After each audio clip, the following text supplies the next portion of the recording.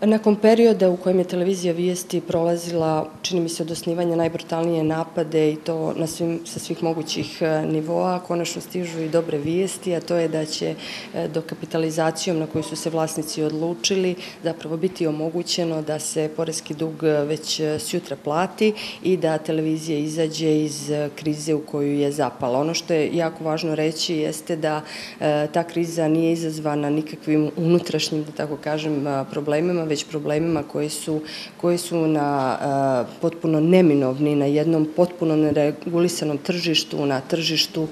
gdje vlada zakon nelojalne konkurencije i prosto institucije koje treba da se pozabave time, nadamo se da će se uskoro i pozabaviti, jer zaista svjedoci smo da su poslednjih godina crnogorske televizije sve otežano funkcionisale, a na kraju, evo, ostala je televizija Vijesti kao jedina crnogorska televizija sa nacionalnom pokrivenošću i nama je zaista drago što ćemo i u budućem periodu, kao što smo i do sada, biti prvi koji će